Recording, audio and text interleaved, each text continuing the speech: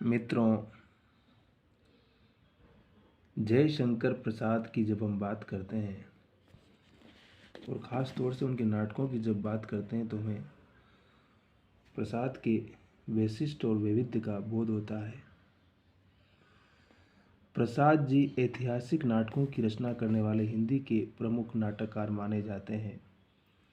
भारत के अतीत गौरव का चित्रण करने के साथ साथ उन्होंने अपने नाटकों में राष्ट्रीयता की भावना को भी अभिव्यक्त किया है।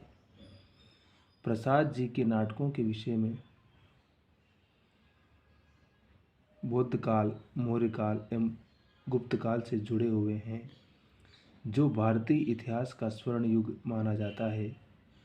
अपने नाटकों में प्रसाद जी ने अतीत के पट पर वर्तमान चित्रण किया है तथा इतिहास और कल्पना का संतुलित समन्वय भी उनके नाटकों में उपलब्ध होता है। उन्होंने अपने नाटकों में भारतीय संस्कृति, जाति, गौरव एवं राष्ट्रीयता के गौरवपूर्ण चित्र अंकित किए हैं। नाट्य शिल्प की दृष्टि से प्रसाद जी के नाटक बेजोड़ हैं। उनमें भारतीय एवं पाश्चात्य का नाट्य कला का संतुलित समन्वय हुआ है। उनके नाटक सुखांत न होकर प्रसादांत है, हंसी मजाक वाले हैं, जिसमें नायक को अंतिम फल प्राप्त होने पर भी विषाद की एक हल्की छाया शेष रह जाती है। रंगमंचिता एवं अभिनेता की दृष्टि से प्रसाद के नाटक सफल नहीं कहे जा सकते। लंबे कथानक, दृश्यों की बहुलता, पात्रों की अधिकता, दार्शनिक विवेचन, क्लिष्ट भाषा एवं स्वगत कथनों के कारण उनके नाटकों का मंचन तब तक नहीं किया जा सकता जब तक कुशलता से इन नाटकों का संपादन न किया जाए। लाक्षणिक पदावली से युक्त भाषा भी सामान्य दर्शक के लिए गुरु है।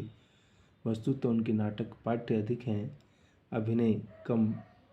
प्रसाद जी के प्रमुख नाटक हैं विशाख, अजातशत्रु, राज्यश्री, जन्मेजय का नागयज्ञ, स्कंदगुप्त, चंद्रगुप्त, ध्रुव स्वामिनी।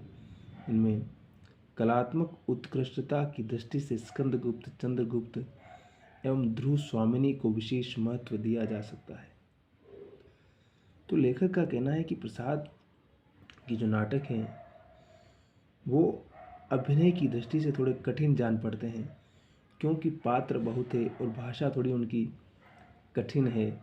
इस लिहाज से प्रसाद के नाटक के जो कोलाज है वो बहुत विस्तृत लोक या विस्तृत कलेवर के साथ आते हैं, इसलिए भी उनको थोड़ा कठिन कहा गया है।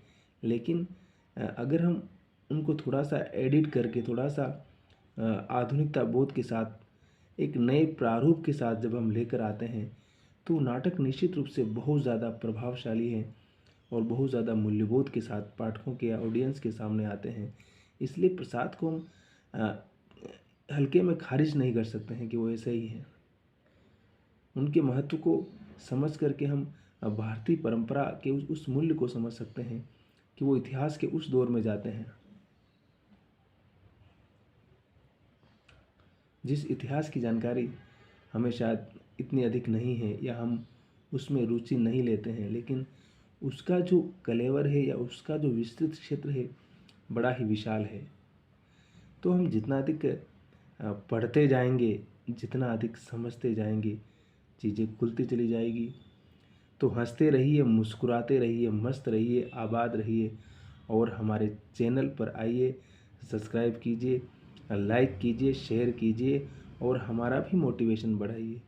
और अपने आप का मोटिवेशन तो आपको बनाए रखना ही है।